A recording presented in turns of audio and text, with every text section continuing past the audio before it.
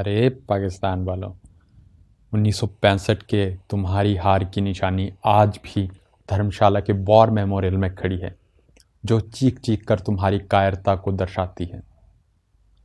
जो टैंक भीख मांगकर अमेरिका से तुमने लिया था, वो आज भी धर्मशाला के वॉर मेमोरियल में पड़ा हुआ है।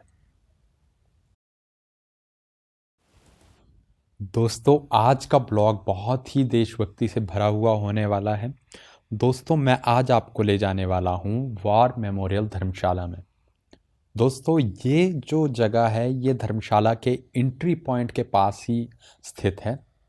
जब आप धर्मशाला में एंटर करते हो, सबसे पहले धर्मशाला एजुकेशन बोर्ड आता है। उससे जस्ट 100 मीटर की दूरी पर एक रास्ता स्टेडियम की तरफ जाता है और एक वॉर मेमोरियल की तरफ। तो दोस्तों, धर्मशाला जो है वो स्मार्ट सिटीज़ में शुमार हो गया है और यहाँ पे आप देख सकते हैं किस तरह से वेस्ट मैनेजमेंट किया हुआ है। ये जो आप पंजा देख रहे हैं, इसमें जो ऊपर फिंगर्स हैं इस पंजे की, वहाँ पे सारे वेस्ट जो लिफाफे हैं लेस के, कुरकुरे के, वो सारे रखे हुए हैं। और ये सारी माउंटेन ड्यू की बोतल्स हैं जो कि अच्छे तरह से डेकोरेट कर दिया गया है। दोस्तों, और जो हम चल रहे हैं, हमारी राइट साइड में एयरफोर्स रिक्रूटमेंट सेंटर है और जस्ट इसके साथ में ही लगता है हमारा वॉर मेमोरियल, जो कि अपोजिट डायरेक्शन में है क्रिकेट स्टेडियम के। दोस्तों, वॉर मेमोरियल में एंटर करते ही जो सबसे पहले आपको दिखाई देता है वो है जनरल जोरावर सिंह, जो कि घोड़े पर सवार हैं। दोस्तों, इन्हें भारत का लिटिल नेपोलियन भी कहा जाता था। उसके साथ में ही रखा हुआ है भारत का विजेंता टैंक, जो कि 2019 में ही नया नया यहाँ पे स्थापित किया गया है।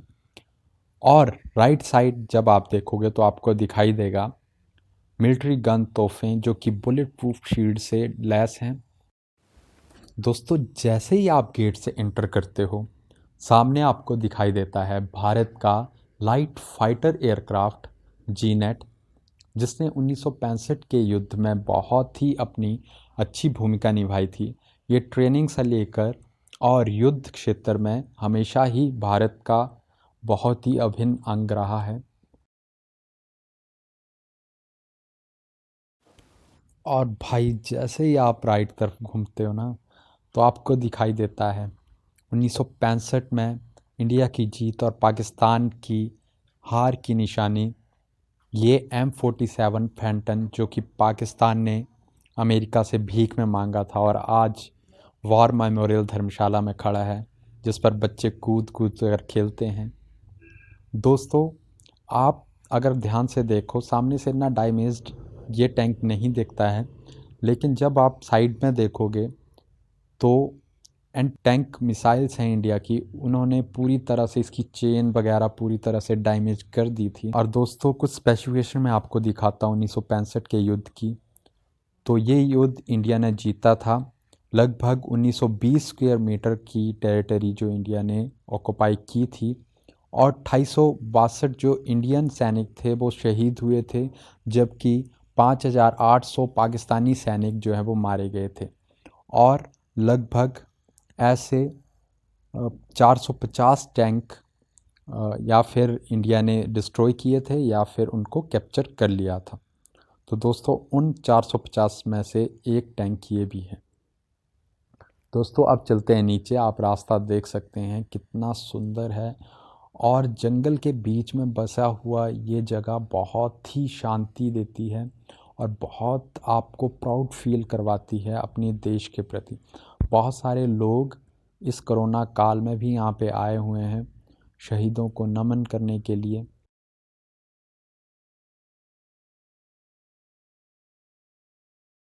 यहाँ पे जो मेन अट्रैक्शन है दोस्तों, वो है इन सीढ़ियों को चढ़ने के बाद।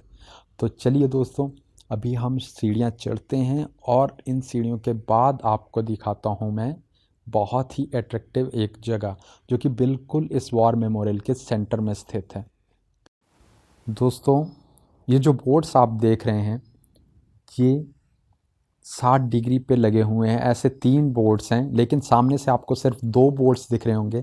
जैसे पंखे के पत्तियां होती हैं जो कि 60 डिग्री के एंगल पर लगी होती हैं, उसी तरह से इसकी पत्तियां भी इसके जो बोर्ड्स हैं वो भी 60 डिग्री के एंगल पर लगे हुए हैं।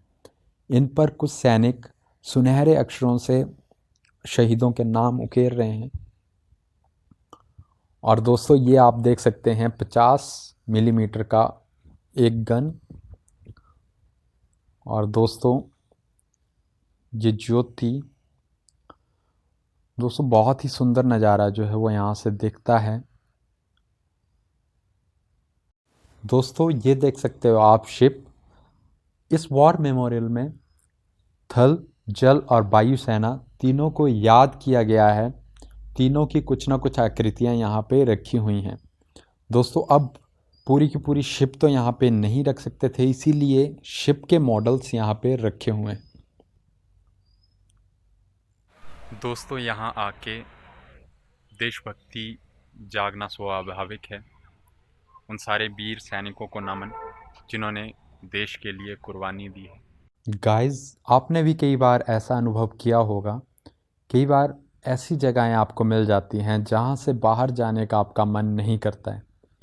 तो उन्हीं जगहों में से ये भी एक ऐसी जगह है और बार बार उन चीज़ों को निहारने का मन कर रहा था, लेकिन अब ज़्यादा देर तो यहाँ पे नहीं रह सकते, इसीलिए हमें बाहर जाना पड़ा। एक ऐसा राज्य रहा है जहाँ के नौजवानों में हमेशा ही देशभक्ति कूट कूट के भरी होती है। यहाँ पे जब भर्तियाँ निकलती हैं तो यहाँ के जो नौजवान हैं वो पूरा बढ़ चढ़ के उसमें भाग लेते हैं। एक बार किसी नेता ने एक बहुत बड़े मंच पे कह दिया था कि हिमाचल का छोकरा, तो उनको बताते हैं कि हिमाचल के छोकरों ने क्या क्या किया है इस देश के लिए। तो यहाँ पे आप देख सकते हैं हिमाचल के लगभग 321 जो सैनिक हैं वो शहीद हुए थे इंडो पाकिस्तान वॉर में।